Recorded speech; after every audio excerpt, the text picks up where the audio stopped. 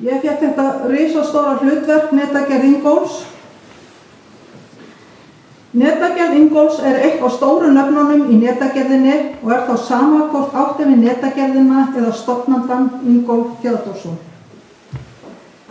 Ingólfur var fæddur á Siglufirði árið 1912, lærði netagerð í Reykjavík og stofnaði ásamt fleirum sína fyrstu netagerð í Hafnarfirði árið 1937.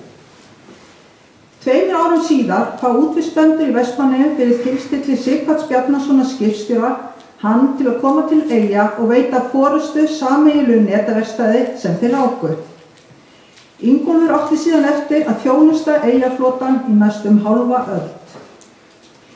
Verkstæðið þetta rak Ingólfur frá 1939 til 1947, fyrst í Bjarmahúsinu, Kárahúsinu myndi Arnarseyja, síðan í gamla fjósinu að Vesturhúsum og tíma var einnig útibú í Kuða. Eingöngu var unnið með síldarnætur. Ingólfur var mikill eldhugi og talinn einn af færustu og framsæknustu netagerðarmönnum landsins og var árið 1983 veittur riddarakross hinnar íslensku fálkaorðu af forseta Íslands fyrir störf sinn í þágu sjávarútvegs. Ingólfur stofnaði ásamt eiginkonu sinni, Sigríði Sigurðardóttur frá Skuld, netagerðina Ingólf á sumardaginn 1. 24. apríl 1947. Á síldarárunum var stærstur hluti Eyjaflotans á síldveiðum fyrir Norðurlandi yfir sumarmánuðina. Oft fór Ingólfur með netamenn sína til Siglufjarðar, Reyðarfjarðar og Seyðisfjarðar til að þjónusta flotann á þessum árum og venjulega var Sigga þar með, sá matseld, þvotta og þrif fyrir liðið. Árið 1963 var byggt við netagerðina og húsnæðið þrefaldað að stærð og var þá talin einn best búna netagerð landsins. Þá hófust líka veiðar með þorsknót. Þarna var Sigurður Ingi Ingólfsson orðinn yfirverkstjóri og starfaði sem slíkur til 15. júní 1976. Fyrir vetrarvertíð 1964 voru settar upp 24 fiskinætur hjá netagerð Ingólfs, auk breytinga á fjölda nóta fyrir fiskiskip allstaðar af landinu. Margir þaulvanir netagerðarmenn frá Siglufirði bættust þá í hópinn og voru við vinnu í nokkrar vertíðir. Þá unnu hátt í 50 manns hjá netagerðinni. Árið 1966 var leitað til netagerðarinnar Ingólfs aðstoð við að setja upp veiðarfæraþjónustu í Fuglafirði í Færeyjum með Pétri Jakobssyni, sem var starfsmaður netagerðarinnar tíma. Sigurður Ingi Ingólfsson og Hjörtur Sveinbjörnsson héldu til Færeyja ásamt eiginkonu sínum og unnu ýmis störf tengd netagerð þar í 2,5 mánuð. Síðan fór einnig Sigursteinn Óskarsson og Guðmundur Gunnarsson settu þar meðal annars upp síldarnót. Hérna á þessari skemmtilegu mynd má sjá þegar netagerðin Ingólfur að kenna nemum í stýrimannaskólanum vinnubrögðin, en þetta var þetta var hefð á þessum tíma.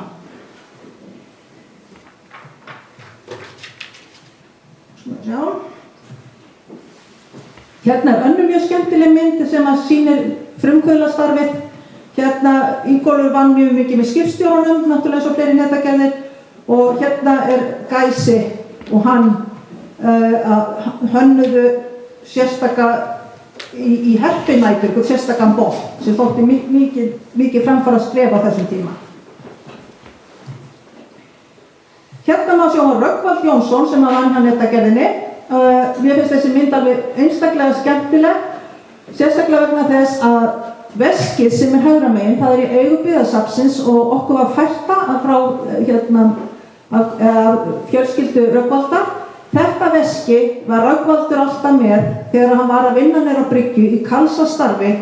Þá var hann með þetta fína kvenveski með sér með þessu nálum. Og mér þótti einstaklega vænt það þegar fjölskyldan færði safninu þessar nálar og þetta veski. Sem að mér finnst einhvern veginn vera stílbrot við þennan harða og flotta kall, en nei, þetta var hans. Gosárið 1973 landaði Eyjaflotinn víða og til að geta sinnt honum sem best var fyrirtækið þá auk Vestmannaeyja með starfsemi bæði í Grindavík og í Hafnarfirði. Árið 1976 um 20 karlar á netaverkstæðinu, langmest var að gera í síldar- og loðnunótum. Loðnuveiðar voru miklar á þessum árum og loðnubátarnir sem voru alltaf 100, flestir með 2 nætur, djúpnót og grunnnót.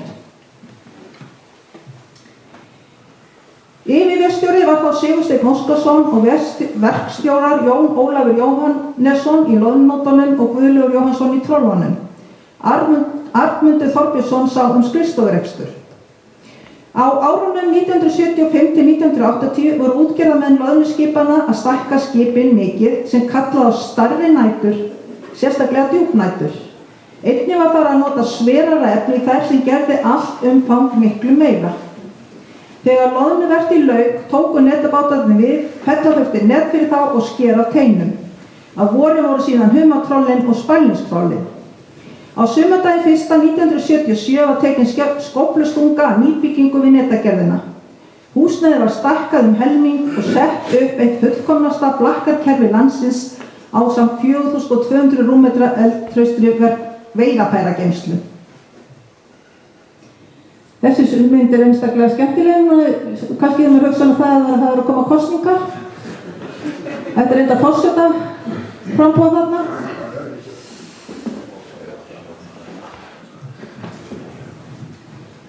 Árið 1985 keypti Hrafnseturstöð Vestmannaeyja netagerðina en reksturinn var áfram í höndum Ingólfs. Ingólfur Theódórsson lést árið 1988 og við reksturinn tók Birkir Agnarsson sem starfað hafði við netagerð Ingólfs frá árinu 1974. Áramótin 1992 sameinast netagerðin Ingólfur Hrafnseturstöð Vestmannaeyja og Ísfélagið Vestmannaeyja en starfaði áfram undir sínu gamla nafni. Árið 1997 netagerðin talin ein stærsta og fullkomnasta netagerð landsins hvað varðar vinnuaðstöðu og tækjabúnað og leiðandi afl í gerð og þróun nýrra veiðarfæra. Starfsemin var þá á 3 stöðum á landinu, í Eyjum, Fáskrúðsfirði og Þórshöfn og starfsmenn 45. Árið 2003 keypti Ísfell netagerð Ingólfs og starfa netagerðin nú undir merkjum þeirra. Það sem mig langar núna til þess að gera vegna þess að það er svolítið erfitt að lýsa svona eldhuga eins og Ingólfi með svona bara hreinum orðum. Þess vegna langar mig svolítið til þess að fá hérna upp Sigurð Óskarsson sem á þessari mynd. Þessi mynd tekin cirka 3 árum áður en Ingólfur dó og hann hér upp á spítala, líkaminn orðinn lúinn en andinn var að sönnu reiðubúinn. Gjörðu svo vel, Sigurður.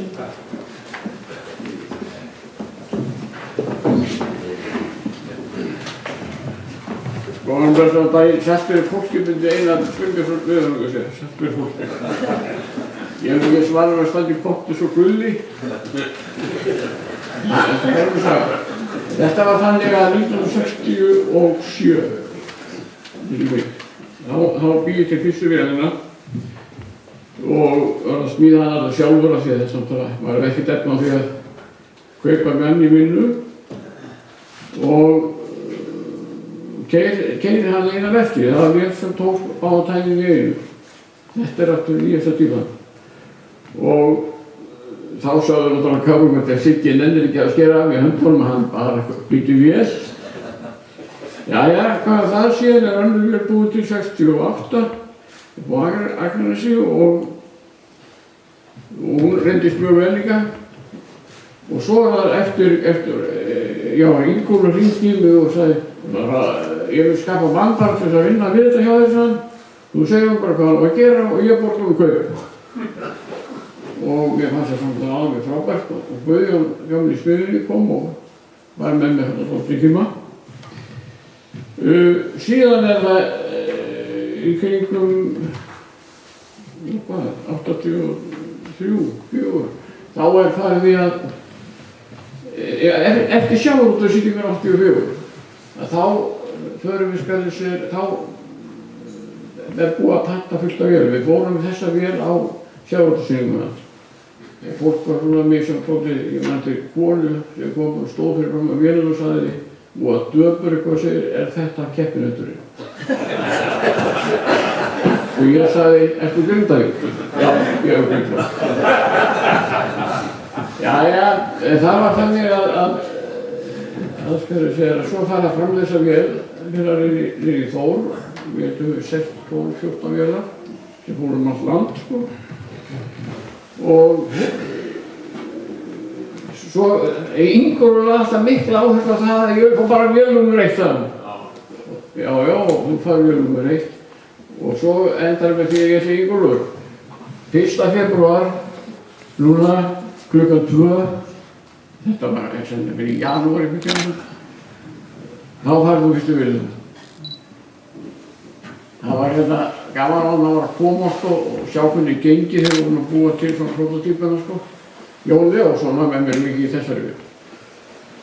Og svo man ég eftir einn að kemur hann og ég var rosalega ánægður með daginn. Hann leysti eitthvað vandamál sem var erfitt eiga við og segir það hefur gengið alveg svakalega við daginn.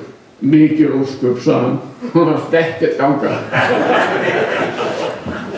Svo fengum við lánin í sparisjóðnum til því og það komu 2 menn frá sparisjóðsstjórninni og sparisjóðsstjóri og kíkja á þetta og ég er alveg sannfærður það þeir skildi ekki upp með niður í þessu hvað verður að gera. En við fengum lán til þess að koma þessi í gang og smíða alltaf þessar vélar. Þetta er allt úr yfir. Fyrsta vélin var bara svörtu járni og Byggi hérna. Guðjóns, hann var nú mikið hjálparhella í þessu dæmi, sko. Stóð sem vel. Nú svo kemur að kvöldið fyrir 1. febrúar, þá hringir Sigurður Stefánsdóttir í mig hjá Sjónvarpinu. Og þeir spyrja hvernig það gengið með vélina. Og ég segi, það heitir svo svoleiðis á, það var afhenta fyrstu vélar á morgun, klukkan 2. Þá var ég búinn að frétta það að Ingólfur var á spítalanum og ég fór til Björns Karlssonar, hann var næsta húsi og snurði til næstingi þar með vélina uppbyttis. Ingólfur hafði hérna, þetta var á föstudegi og fyrir morgun hafði Ingólfur þetta verið rosalega hress að labba eitthvað um á spítalanum til að fá að fara heim. Og segir Björn, má ég ekki bara fara heim helgina? Nei, sagði Björn, við hafa það fram með helgi. Hann trúði því á mér að lífi að ég hefði fengið Björn þess að halda á mér bara út af þessu. Jæja, svo kemur hann að því að fara með mér uppbyrði í manni til að það var ofsalega falleg fjöður. Glappa til sól og bryggðir og Stebbi Þór fór að keypti blóm og svo farið upp í dyr og hann í kjallara þá kemur það ljós að við kemst ekki í lyftuna. Hvað er að gera maður og það engin verkfæri þess að losa neitt af í þetta aftast, sko. En svo fundum við það út að með því að setja Sigurgeiri skuld í eitt hornið á lyftunni og arminn á vélinni upp á öxlunum Sigurgeiri, þá rétt slapp upp. Það var þetta maður sem að fara upp á loft og hitta hvernig kallið væri á stofu eða hvort hann væri fram í sveitarstofunni. Svo það ljósa hann var í sveitarstofunni og satt svona með röppina upp á einhverju bekkarna og í hjólastól. Og við förum upp með vélina og þegar við erum að leggja af stað þegar maður bransar að koma inn þá kemur einn af alveg og segir, hvað eru þið að gera hér? Ég eiginlega veit ekki segja, þetta er einhver vél frá Björn Karlsson. Og hann geta gott einan maður og svo komum við hérna upp með þetta og ég man ekki keyrði þessu vélina alltaf kallinum og hann sagði einu forð, ég ætla að halda bara að klikka sig á fyrst og hérna svo segi ég er þessi fíflargangur í Sigurður. Fíflargangur sé, ég er búinn að lofa klukkan 2, hún er 2 núna og búinn að lofa þá fengjum við fyrstu vélina 1. febrúar klukkan 2. Gjörðu svo vel. Þetta var bara mjög skemmtilegt og Sigurður Stefánsson þegar við sagðum þessu þá sendi hún mann frá sjónvarpinu Gauja Gísladóttir, hann var að taka fyrir þá og Sigurgeiri Skunda líka. Þannig að þetta var bara mjög skemmtilegt. Ég var að til með að segja við vorum mjög miklu vinir við Ingólfur og tölum mikið saman. Eins og þá hérna er hann á heilstæðinu í Hveragerði við Reykjavík og hringdi austur og hann frá Heimsækjaviti hvernig hann hefði það. Þá var hann verið ofsalega veikur úr nóttina. Og þeir vildu flytja hann á spítala en hann harðneitaði. Það er aldrei á spítala.